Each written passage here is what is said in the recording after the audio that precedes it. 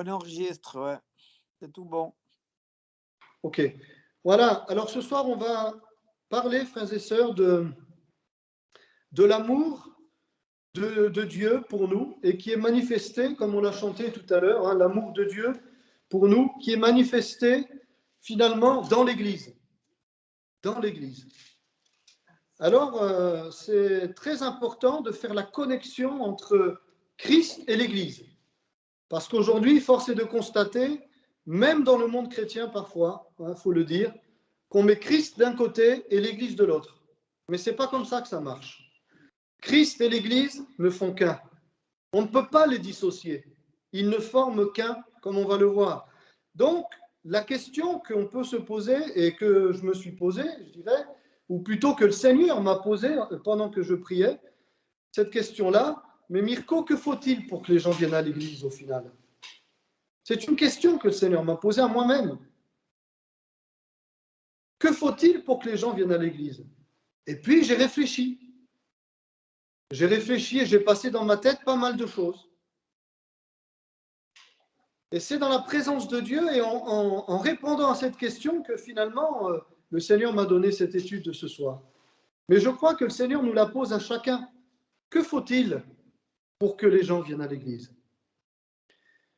Alors, on va parler justement de l'Église ce soir. Parce que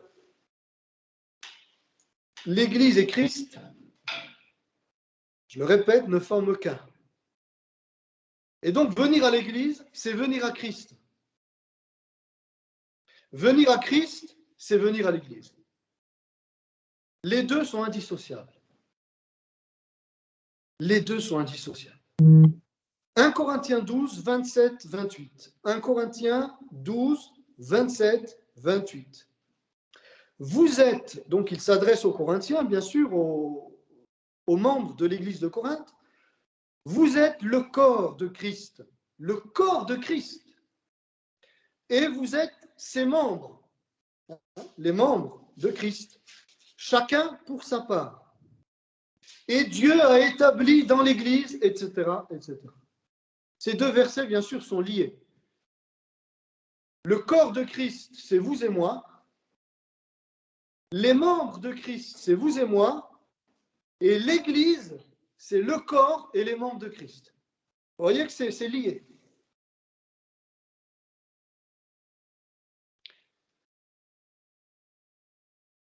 On lit maintenant dans Éphésiens chapitre 5, verset 22. Éphésiens 5, 22 et 23. C'est un verset que certaines sœurs apprécient particulièrement.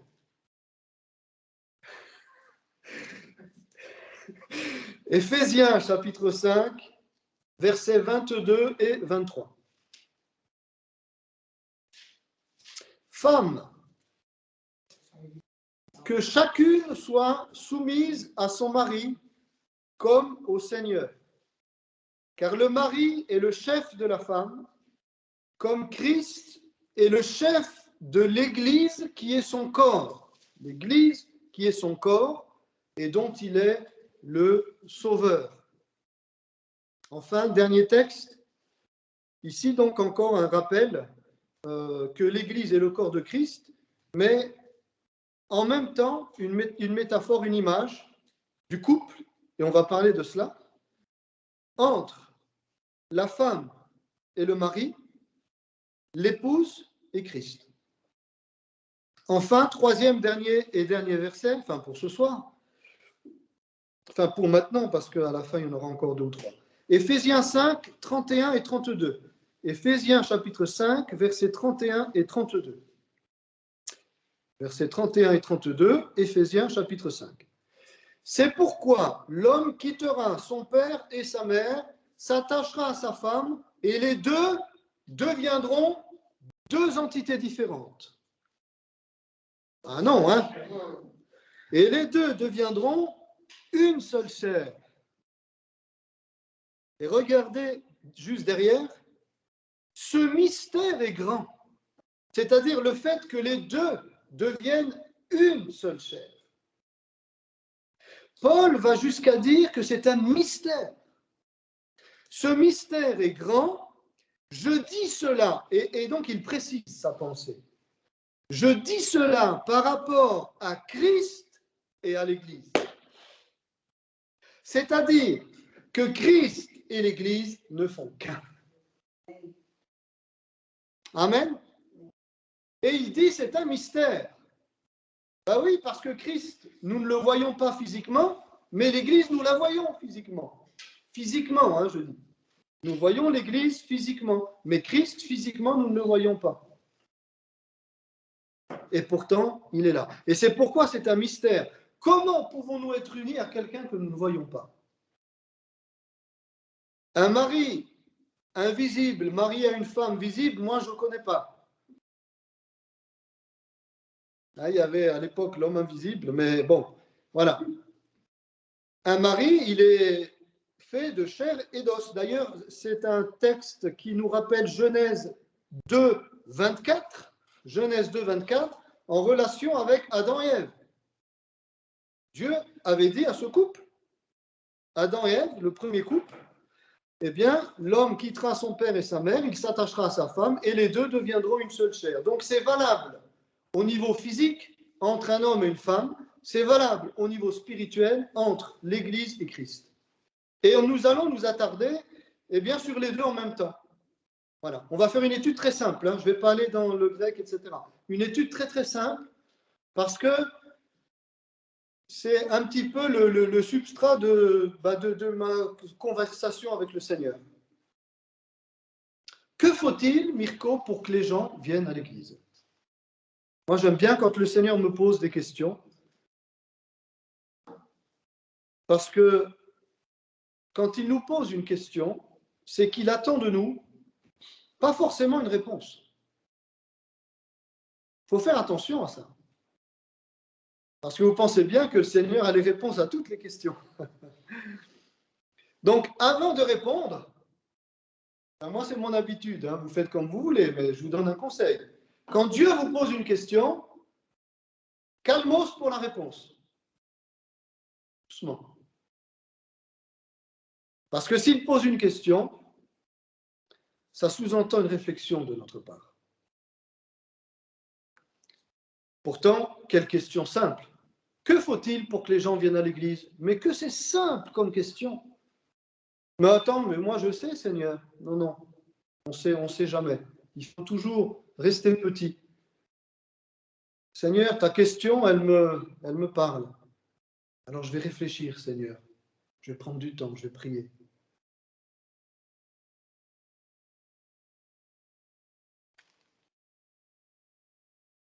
Pourquoi es-tu tombé amoureux de celle qui est devenue ta femme? Pourquoi es-tu tombé amoureuse, de celui qui est devenu ton mari? Qu'est-ce qui t'a attiré chez elle? Qu'est-ce qui t'a attiré chez lui? De la réponse à cette question surgira automatiquement la réponse à la question que le Seigneur nous pose. Que faut-il pour que les gens viennent à l'église? Que n'ai-je pas entendu? Oh là là là là là là. Et là, quand le Seigneur m'a posé la question, après, c'est revenu. La machine, elle s'est mise en route. Que n'ai-je pas entendu? Oh, mais vous savez, frère, on va développer quelques points. Pour que les gens viennent à l'église, il faut ceci, il faut cela. Hein? Bon. Alors, c'est pas forcément dans l'ordre. C'est moi qui ai mis un ordre comme ça. Hein. Voilà, c'est tout à fait... voilà, comment dire, c'est tout à fait personnel l'ordre que j'ai indiqué là. Riche. Moi, j'ai choisi Marianne, ou toi, tu as choisi Gertrude, Germaine, parce que elle était riche. Ah ouais, franchement, ouais. Ouais. Sinon, non. Elle aurait beau être belle, elle aurait beau être spirituelle, elle aurait beau avoir beaucoup d'amour envers les enfants, elle aurait beau avoir beaucoup d'écoute. Non, non, non, si elle n'est pas riche, ça ne joue pas.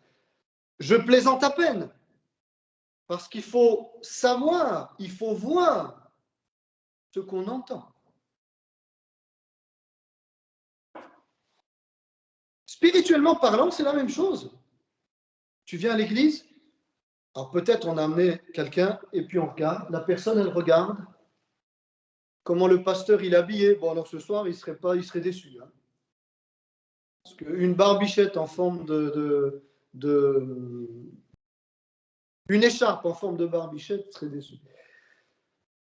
Bien habillé, avec un costard sur mesure, cravate, jamais la même, parce qu'attention, on examine. Dimanche, le pasteur, il avait une cravate verte. Le dimanche suivant, c'est la même cravate. Il ne doit pas être bien riche, ce pasteur.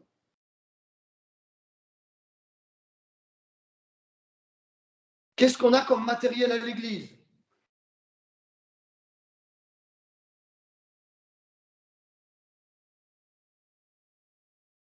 Est-ce que les membres sont des nantis? N-A-N-T-I-S. Est-ce qu'ils sont de la haute?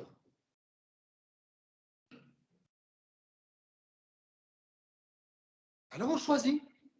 Oh non, c'est pas pour moi ça, monsieur. Vous savez, moi, je suis pas des vôtres.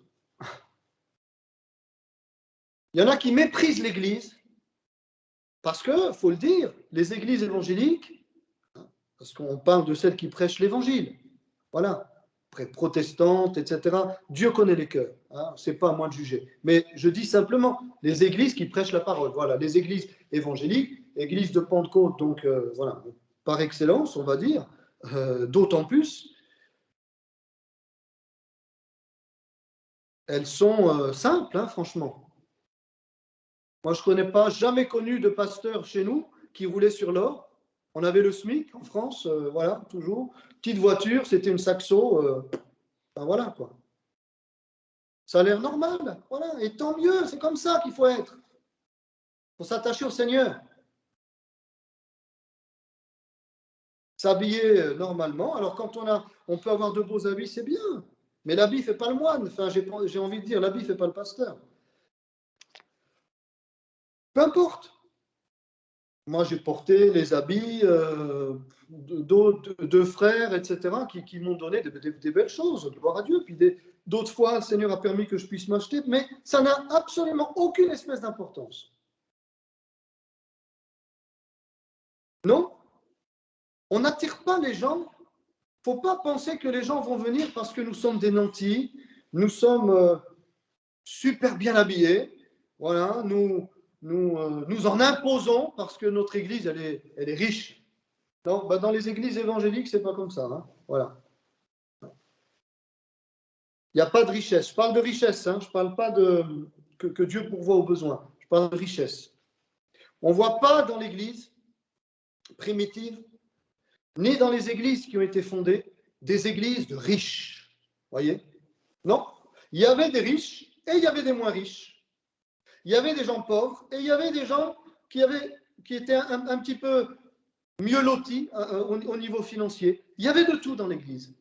Mais ce n'est pas une église de riches. Comme on ne choisit pas une femme qui est riche. Mais il y en a qui ont choisi une femme qui est riche. Il y a des femmes qui ont choisi des maris qui étaient riches. Je donne un seul exemple parce qu'il faut qu'on avance. Vous savez, quand il y a eu la crise en 2008, la crise financière, avec les subprimes, etc. Hein, bon. Et ça, c'est véridique. Hein. Ces fameux traders de grandes compagnies dans la finance, etc., ces fameux traders, en tout cas, pas tous, bien évidemment, mais en tout cas, passablement de traders, leur femme les a quittés, enfin, ou copines. Pourquoi? Pas parce qu'ils n'avaient plus d'argent. Alors, vous voyez que ce n'est pas si simple. Pourquoi tu m'as marié? Ah ben, tant que j'étais trader, ça y allait. Tu voulais quelque chose, je te l'offrais. Il est cool, mon mari. Il est super. J'ai envie d'une pintade tous les dimanches, j'aurai ma pintade. Et ça a été un drame. Un drame. Mon épouse me racontait, dans le cadre de ses visites, des femmes aussi suisses, qui ont vu leur mari changer complètement du jour au lendemain. Quand, par exemple, l'héritage qu'elle avait a fondu comme neige au soleil. En Suisse, pas aux États-Unis seulement, en Suisse, ici, chez nous. On pourrait les multiplier. Alors non, on ne choisit pas Gertrude, Germaine et puis je ne sais qui, parce qu'elle est riche. Et pourtant, on peut le faire. Et il y en a qui le font. Comme il y en a qui ont choisi une église parce que, franchement, ouais, il y avait de l'argent, quoi. Donc, franchement, c'est classe. C'est aimer le Seigneur, flamber comme ça, pour montrer qu'on est une église qui a de l'argent. Franchement, c'est aimer le Seigneur, c'est refléter Christ. Moi, je ne le pense pas du tout, mais absolument pas. Et ce genre de soi-disant conversion que je mets entre immenses parenthèses, comme ces soi-disant mariages, entre immenses parenthèses, où on se marie pour l'argent, mais vous savez, ça date, c'est vieux comme Méthusalem, hein. Des femmes qui ont choisi un homme parce qu'il a de l'argent. C'est des choses qui sont d'actualité et qui sont vieilles en même temps comme Mathusalem. Deuxièmement, moi j'ai dit deuxièmement, une famille noble, un écusson, un blason pour la famille, c'est pas n'importe qui. Pas forcément, voilà, riche, mais enfin voilà, c'est une famille, c'est des Dupont, quoi. Dupont, hein, on les connaît, voilà. C'est pas n'importe qui, les Dupont, hein, pas les Tintins, hein, pas chez Tintin. La famille Dupont, voilà, Durand. C'est pas n'importe qui. Ah ouais, franchement, je ramène une Dupont à la maison, papa, il va être content. Hein. C'est quoi la dénomination de ton église? Oh, c'est une église évangélique. Ah bon?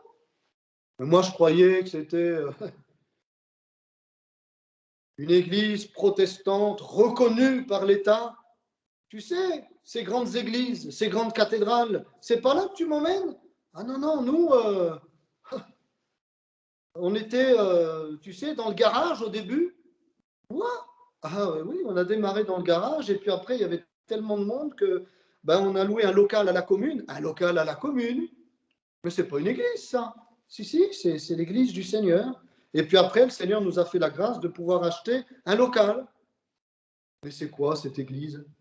Ah non, mais c'est pas une église. Une église, c'est une cathédrale. Combien de gens pensent ceci, frères et sœurs, et ne viennent pas à l'église parce qu'ils pensent que l'église, c'est la cathédrale qu'ils voient. Ou, si ce n'est pas la cathédrale, l'église protestante de la ville. Ça, c'est une dénomination.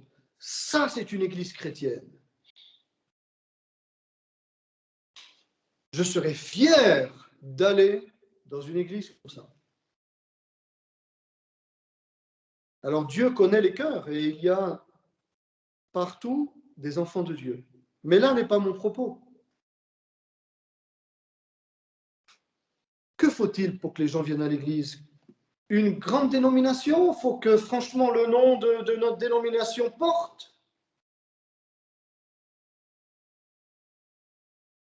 Quand on regarde dans la Bible, les églises s'appelaient les assemblées, les églises de Dieu, les assemblées de Dieu, les communautés, les chrétiens. Il n'y avait pas d'étiquette. C'était des chrétiens, point barre. Ils se réunissaient dans les assemblées. Ecclésia, c'est le mot grec, les assemblées. Voilà, c'est tout. Il n'y avait pas d'étiquette.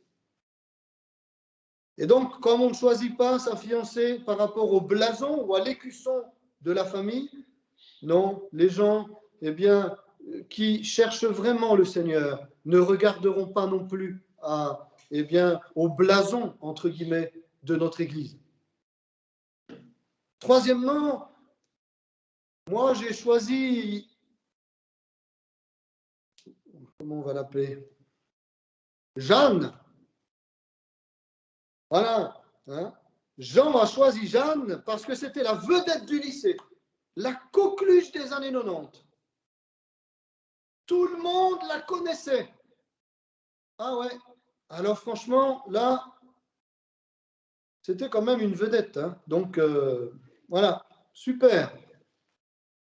Combien sont tombés dans le panneau aussi, passez-moi l'expression. Parce que le gars ou la fille,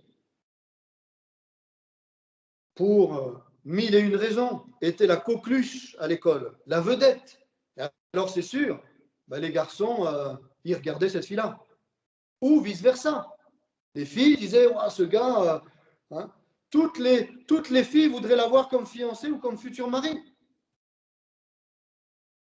Est-ce que ça fait des beaux mariages, ce genre d'union? Parce qu'une fois la vedette ridée, je ne sais pas ce qui restera à notre vedette. Une fois la coqueluche des années 90 avec les cheveux blancs, ou même avant les cheveux blancs, avec peut-être ben voilà, quelques éraflures dues au temps, ou à un accident, ou à une maladie. Vous savez, les vedettes d'aujourd'hui, elles sont très très bien maquillées, pour ne pas dire peinturées. Mais une fois qu'on a enlevé la peinture, une fois qu'on a enlevé le maquillage, les crèmes, ben parfois on est surpris. Parce que la personne, bon, on va la reconnaître quand même, on se dit, mais c'est quand même pas tout à fait la même personne. Notre église, elle est reconnue, elle est à la mode, elle est moderne, c'est la classe. Elle est reconnue par l'État, elle est reconnue dans la ville. Voilà. Non, non, les gens, ceux qui veulent vraiment s'approcher du Seigneur, ils ne vont pas venir à l'église parce que notre église, c'est la vedette de la place.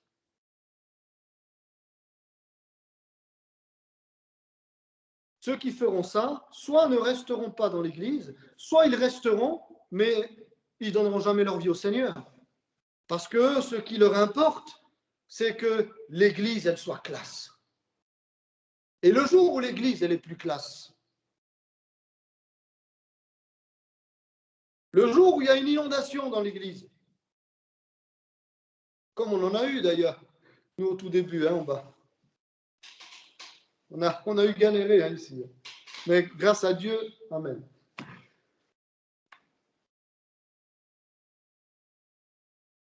Eh bien, ces personnes-là, vous ne les voyez plus. Oui, oui, oui, à cause d'une inondation ou à cause de travaux, etc. Alors, pendant un temps, on n'était plus là parce qu'il y a eu des travaux. Ah non, ça perd de son cachet maintenant.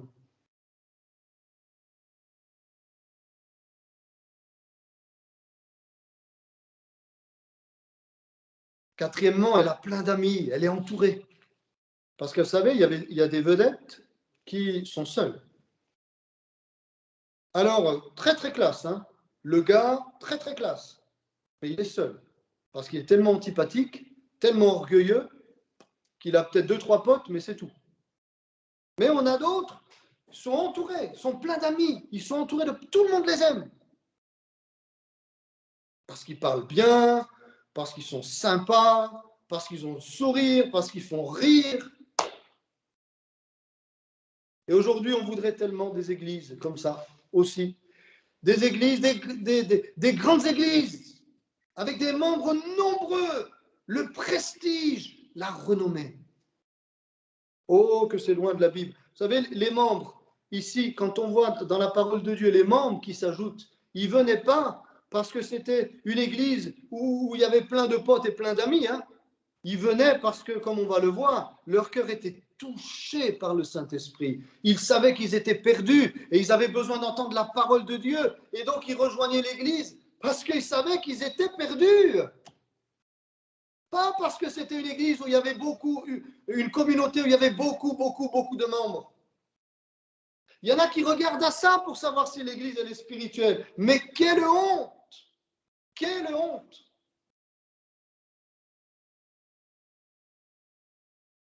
Dans la Bible, d'ailleurs, vous savez, les chiffres parlent. Et généralement, dans la Bible, c'est comme ça. Dieu se glorifie toujours dans un petit nombre. Trouvez-moi un seul exemple contraire. Un seul exemple contraire. Où Dieu s'est glorifié avec la force de l'homme. Avec une armée très, très, très, très, très nombreuse. Avec une équipe de milliers de personnes, etc. Non, au début, c'est toujours un petit nombre. Et puis après, Dieu ajoute, parce que le but du Seigneur, c'est d'en sauver le plus grand nombre. Mais Dieu se glorifie toujours au travers d'un petit nombre.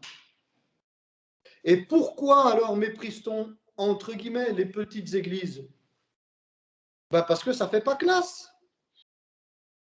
Nous, on aime quand, voilà, c'est des milliers de personnes. Alors ça, c'est une église.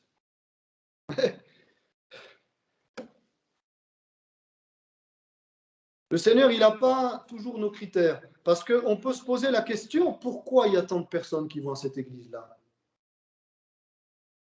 Pourquoi?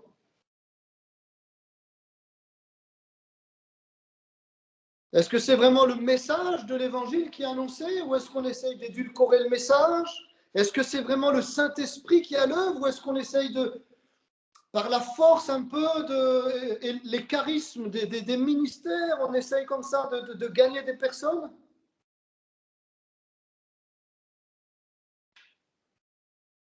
Quand le Seigneur, vous savez, dans les grandes églises où il y a un mouvement de Dieu, un mouvement de réveil, ces grandes églises, vous entrez là, et puis vous posez la question aux frères et aux sœurs, ils vous disent quoi? Ils vous disent, mais au début, si vous saviez, pendant des années comme on a galéré, pendant des années comme on a dû prier, comme on a dû jeûner, quand tout à coup on ne sait pas ce qui s'est passé, les gens ont commencé à venir. Ça, c'est une église du Seigneur.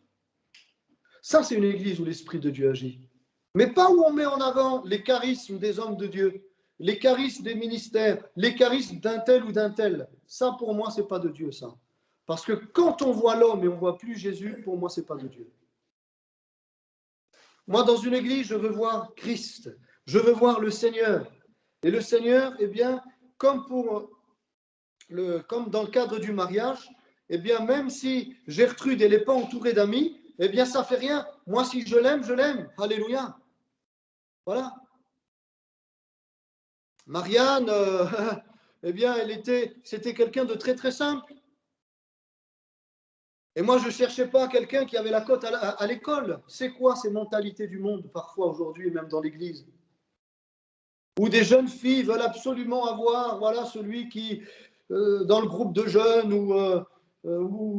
ou à l'école, c'est celui qui a la cote auprès de tout le monde. Mais c'est mondain, c'est charnel, ça. Peu importe qu'on soit entouré d'amis ou pas, ce qui importe, c'est l'amour. Qui te divertissent. Une fille qui te divertisse. Ah ouais, moi, quand je suis avec elle, franchement, un coup, c'est la course de lévrier. Un autre coup, ça va être la discothèque. Un autre coup, ça va être une sortie là-bas en Bretagne. Un autre, enfin, franchement, elle me divertit, c'est génial, quoi. C'est valable aussi avec les gars, hein. Il me divertit, c'est génial. Mais le jour où il n'y a plus de divertissement, qu'est-ce qui se passe? Il n'y a plus d'amour, il n'y a plus rien. Et aujourd'hui, comme disait à l'époque David Wilkerson, c'est tellement vrai, on a créé des églises de divertissement. Il y a de tout, du plus petit jusqu'au plus grand, tout. Absolument tout ce que vous voulez. Mais est-ce que Dieu est là-dedans? Alors si c'est une église qui vit dans le réveil et une église remplie du Saint-Esprit, une église où les ministères sont dans l'humilité et non pas dans leur réputation, dans leur renommée et de faire des stars évangéliques. Ça, c'est pas de Dieu. Et un jour, ils devront rendre compte devant Dieu d'avoir pris la gloire de Dieu. Non, on ne vient pas se divertir à l'église. Bien évidemment qu'il y a des activités, des sorties, etc. Mais l'église n'est pas un lieu de divertissement. L'église est un lieu spirituel où on vient chercher la face de Dieu, où on vient enseigner les enfants, où quand on fait des sorties, c'est pour développer la communion fraternelle. Quand on fait un repas, l'agapé, c'est pour développer nos liens fraternels. Quand on rit ensemble, eh bien c'est parce que c'est la joie du Seigneur qui est là au milieu de nous. Mais ce n'est pas l'église du divertissement. Ah ouais, mais moi, elle me divertit parce que je suis tellement triste, tu comprends? Mais le jour où elle sera triste, où elle ne pourra plus te divertir, qu'est-ce que tu vas devenir?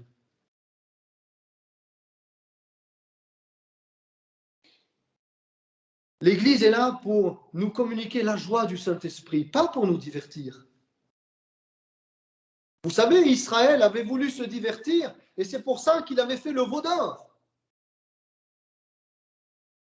Ils sont sortis d'Égypte et ils ont voulu se divertir, dit la Bible. Et on sait très bien comment ça a fini. Qui s'exprime super bien, qui a une élocution digne d'une comédienne, d'une actrice de cinéma. Ah ouais, moi, c'est ça, franchement. Elle parle tellement bien. Oh, waouh! Une église où il y a des prédicateurs, des orateurs professionnels. Des orateurs. Tu comprends? C'est ça que je recherche. Des orateurs. Des politiciens prédicateurs. Ouais, c'est ça. Alors ils viennent, c'est clair. Ils sont accrochés parce que le prédicateur annonce l'évangile, parce qu'il est enflammé, parce que c'est un bon orateur, etc. Mais il vient pour qui? Pour l'orateur ou pour Christ?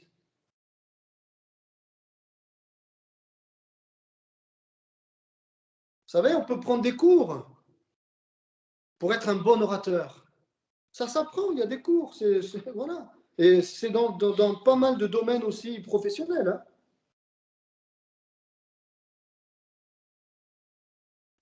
Mais le prédicateur est beaucoup plus qu'un orateur. Le prédicateur, normalement, le prédicateur de l'évangile, c'est un flambeau, c'est un instrument, c'est un outil bien faible, bien faible. Paul disait qu'il ne venait pas devant les Corinthiens avec son élocution, etc., mais qu'il venait même en toute faiblesse, parce qu'il savait que la prédication ne reposait pas sur ses capacités, mais sur la présence et la puissance du Saint-Esprit.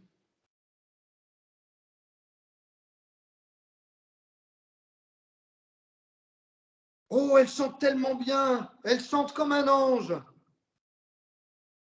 Alors moi, c'est pour ça que je l'aime, parce qu'elle chante bien. Ça ne veut pas dire que notre femme ne doit pas savoir chanter, hein, attention. Mais quand c'est ça qui importe, une chanteuse, ah ouais, moi je voudrais une chanteuse.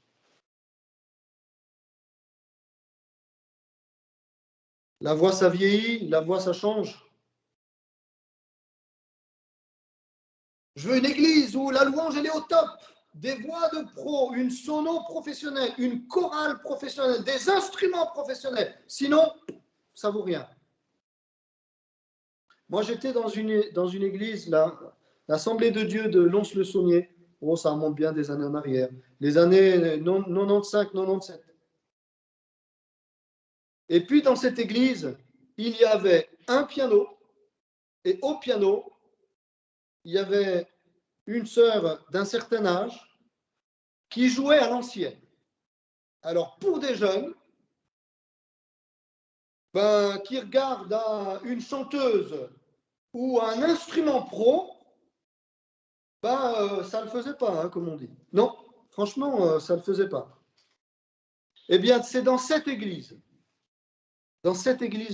où la présence de Dieu était tellement tangible que je me souviens que quand on mangeait à midi, l'Esprit de Dieu, moi je parle pour moi, peut-être d'autres ont vécu cela, mais je parle pour moi, l'Esprit de Dieu vers le dessert, je m'en rappelle, vers le dessert me saisissait, que je commençais déjà à frémir dans mon cœur parce que j'allais à la réunion l'après-midi. Pendant des mois, tant que ça s'arrête. Pourquoi? Parce que mon cœur, il était pour Christ. Il n'était pas pour regarder si c'était un super clavier avec des super chanteuses, des super chanteurs, une super chorale. La louange, parfois, elle n'était pas au top. Et pourtant, il y avait tellement la présence de Dieu que c'est dans cette église que moi-même, j'ai entendu des instruments divins. Et ça, je vous le dis devant le Seigneur. C'était divin. Il jouait avec nous, torrent d'amour et de grâce. À un tel point que je devais regarder autour. Non, c'était clair, j'étais réveillé, il n'y avait pas ces instruments-là. Dans cette église-là. Parce qu'il y avait la véritable parole qui était annoncée, le véritable évangile, parce que les frères et sœurs qui étaient là étaient simples, mais étaient remplis de l'amour du Seigneur, étaient remplis de l'Esprit de Dieu. C'était une église de Pentecôte, une église où l'Esprit de Dieu agissait, où on priait beaucoup. Alléluia. Alors, gloire à Dieu, Dieu ensuite nous a donné des voix. Amen. Dieu nous a donné des voix, une belle chorale par la suite. Vous savez, c'est dans cette église où, un après-midi, le pasteur a vu s'asseoir dans une petite réunion de l'après-midi, enfin petite réunion, une grande réunion. Petite par le nom, mais grande par la présence de Dieu. Il voit s'asseoir un homme, ici. Et puis cet homme était souriant, rayonnant. Je vous ai déjà raconté ce témoignage. Le pasteur s'appelle Christian Puiroux. Il est responsable de Teen Challenge en France. Si jamais, vous pouvez l'appeler, lui demander, il vous dira. Il était pasteur de l'Assemblée de Dieu de Lons-le-Saunier, dans 97, ça devait être en 1997, ce témoignage. C'est lui qui m'a lancé dans le ministère, Christian. C'est avec lui que j'ai débuté. Enfin, il y avait Laurent Metter, le deuxième pasteur qui m'a formé. Et il nous a raconté ce témoignage. Que cet homme, bon, lui, il annonçait la parole de Dieu, là, l'après-midi. Cet homme le dérangeait presque tellement il était joyeux. Il disait rien, mais il rayonnait. Puis à la fin, il a essayé d'aller le voir, et toujours avec son visage super rayonnant, que pour lui, c'était même presque dérangeant. Vous vous rendez compte comme on est charnel face à ce qui est véritablement divin? Et c'est cet homme, cet ange, comme dit le Seigneur, exercez l'hospitalité parce que vous ne savez pas si vous ne savez pas si vous n'accueillez pas des anges. Il lui a dit, nous on évangélisait à fond la caisse tous les dimanches après-midi. Et il avait dit à Christian Puiroux, ne vous découragez pas, le terrain est dur, mais vous êtes dans une tour forte. Puis Christian était un peu scotché, bon, l'homme est parti, le temps qu'il réalise et qu'il court à la porte, il n'y avait plus personne. Il n'a plus jamais revu. C'est dans cette église-là, oui, où il y avait une sœur âgée, avec un vieux piano. Je ne connais pas beaucoup de grandes églises qui vivent des choses comme ça, entre nous soit dit.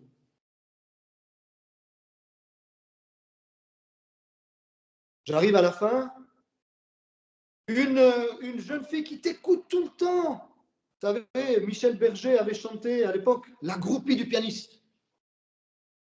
Qui t'écoute tout le temps, voilà, par admiration, qui t'écoute tout le temps.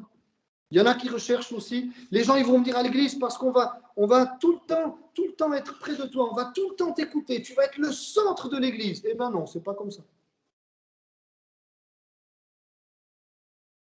Parce que si dans la relation de couple, c'est comme ça ne va pas durer longtemps. Parce que ta femme, elle ne va pas faire que de t'écouter. Ta femme, elle aura énormément besoin d'être écoutée. Et donc, quand on vient à l'église et qu'on a l'impression que tout le monde doit nous écouter, ben ces gens qui ont cette impression-là, de cette fiancée, de cette épouse qui fait que d'écouter tout le temps, puis qui se fait, tout ce qu'elle fait, c'est écouter. Quand ils viennent, puis qu'ils s'aperçoivent qu'il y en a d'autres qui souffrent, que le frère ou la sœur ne sont pas les seuls à souffrir, et que donc on va s'occuper de l'un, on va s'occuper de l'autre, mais qu'on n'est pas le centre de l'église, eh bien ces personnes vexées disent, moi si c'est ça, c'est terminé. Comprenez? Et donc ils ne viennent pas à l'église, parce qu'ils ne viennent pas chercher le Seigneur, ils viennent chercher leur propre intérêt. Et toute dernière chose, eh bien aussi, et ça existe aussi, moi, on l'a eu entendu, hein, je pense vous aussi, je veux une fille parfaite. Alors celle-là, elle est pas mal par contre, parce que franchement, il faut avoir de l'audace. Hein. Mais on nous l'a sorti, je pense à vous aussi. Hein. Frère, moi, j'attends la femme parfaite. Alors moi, bien sûr, avec un peu d'humour, tu sais mon frère, tu attendras très longtemps, je peux te le dire, très très longtemps. Et peut-être même que tu attendras toute ta vie et que tu partiras avec le Seigneur sans avoir trouvé cette femme parfaite. Je ne suis pas prophète, mais je peux te le prophétiser. Tu ne la trouveras pas. Il faut qu'il soit si, attention, hein, si, comme ça, comme ça, comme ça, comme ça, et comme ça aussi. S'il n'y a pas tout ça, ça ne vient pas de Dieu. Pas ma foi.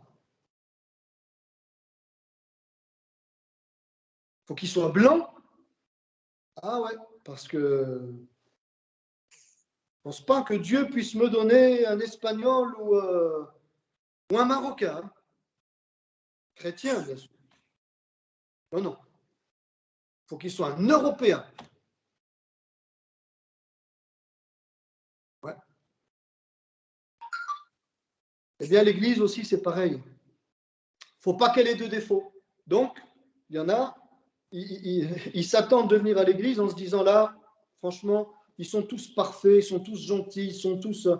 Et puis quand ils s'aperçoivent que finalement, vous et moi, nous sommes imparfaits, ben, qu'est-ce qui se passe? C'est boum, badaboum. Parce qu'ils disent, mais moi, je m'attendais à ce que tout soit parfait. Donc, vous voyez que ce n'est pas si simple de répondre à la question du Seigneur. Que faut-il pour que les gens viennent à l'Église? Eh bien, et c'est là, il faut aimer le Seigneur. Le Seigneur. Parce que quand tu aimes le Seigneur et qu'il y a des défauts chez ton frère et chez ta sœur, tu vas au-delà. Parce que toi, tu aimes le Seigneur. Quand tu aimes le Seigneur et puis que ça chante pas forcément tout juste, ben, ou que ça joue pas forcément tout juste, ça va remettre en question ta foi. Tu vas plus retourner parce que... Mais non. Quand tu aimes le Seigneur, on pourrait les multiplier, les cas. Eh bien, tu peux te faire arrêter par ci ou par ça, mais pas du tout. Parce que nous, on va dans l'église où il y a la présence de Dieu. Parce que dans l'église, il y a la présence de Dieu. Parce que l'église et Christ ne font qu'un. Je ne peux pas les séparer. Et donc, nous devons prier pour non pas avoir une super église. Vous voyez, des fois, on se trompe la manière de prier. Seigneur, qu'il y ait des miracles, mais ce n'est pas comme ça qu'il faudrait prier. Bien sûr que les chrétiens, à l'époque, ont prié, Seigneur, étends ta main pour qu'il se fasse des miracles, mais pas dans le sens que nous le comprenons. Parce que nous, souvent, comment nous le comprenons, c'est Seigneur, fais des miracles pour qu'on dise que dans notre église, il y a des miracles. Peut-être on ne le dit pas, mais... Seigneur, touche leur cœur. Acte 2, 37, ils sur le cœur vivement touché. Parce que quand le cœur est touché, même si c'est une église où il n'y a pas forcément de miracles tels que nous, on l'entend, hein, voilà. Eh bien, les personnes vont s'attacher au Seigneur. Donc, on doit prier pour que les gens aient le cœur touché. Comme pour un fiancé avec sa fiancée, on doit... Qu'est-ce qui se passe? C'est le cœur. C'est le cœur. Elle n'est pas riche, elle n'est pas ci, elle n'est pas ça. Mais moi, je l'aime. Je l'aime. Je suis pris d'elle. C'est la femme de ma vie. Voilà. Parce que je l'aime. C'est une question de sentiment. C'est une question d'émotion. Bien, c'est ça aussi la foi chrétienne. Ils eurent le cœur vivement touché. Acte 2, 37. C'est le cœur qui a été touché. Et donc, nous devons prier pour que le cœur des gens soit touché. Pas pour que notre église soit une super église. Parce qu'on ne sera jamais une super église. C'est leur cœur à eux qui doit être touché. Et c'est important d'y réfléchir. Quand on va évangéliser, quand on fait nos réunions de prière, bien sûr qu'on veut améliorer le piano, on veut améliorer les voix, on veut améliorer toujours la prédication, la consécration. C'est évident, ça tombe sous le sens. Mais ce n'est pas ça que nous devons demander au Seigneur comme, si vous voulez, cet aimant qui va attirer. Parce que là, on se trompe de combat. C'est leur cœur à eux, c'est juste l'inverse.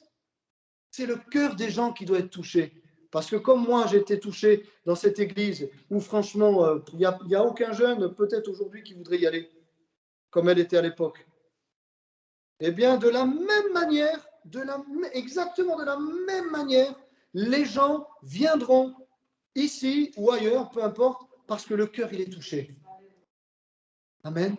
Seigneur, nous voulons vraiment te demander que dans cette ville, eh bien, il y ait comme l'amour de Christ qui tombe dans leur cœur.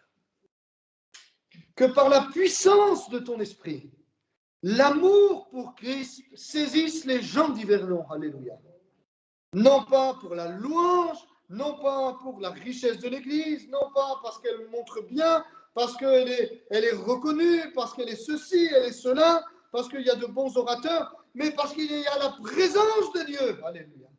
Et parce qu'ils ont besoin de cette présence, parce qu'ils ont besoin d'être sauvés, parce qu'ils savent que là, on va pouvoir leur annoncer l'évangile, qu'ils vont pouvoir trouver la paix et être sauvés. Et Seigneur, nous commençons par les voisins. Nous te demandons pour nos voisins de les toucher. Que la présence de Dieu monte à tous les étages. Elle a déjà commencé à toucher des voisins, mais Seigneur, tu vas continuer. Que ta présence les attire. Non pas nos belles paroles, nos dons, etc. Ta présence, ta personne, toi, Seigneur. Alléluia. Oui, alors que faut-il pour que les gens viennent à l'église? Eh bien, il faut qu'ils t'aiment, Seigneur, tout simplement. Il faut qu'ils t'aiment. Et ça, c'est par une action de ton esprit. Merci, Seigneur, parce que tu vas le faire et parce qu'alors tu ajouteras à notre église des âmes que tu auras sauvées en te servant de nous ou même directement, sans te servir même de nous, pour que toute la gloire et seulement toute la gloire te revienne à toi et à toi seul, Jésus. Amen, amen, amen. Gloire à Dieu. Amen. Voilà, frères et sœurs, gloire à Dieu.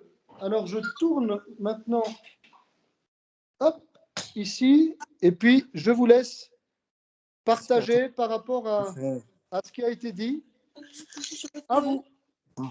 L'enregistrement, papa.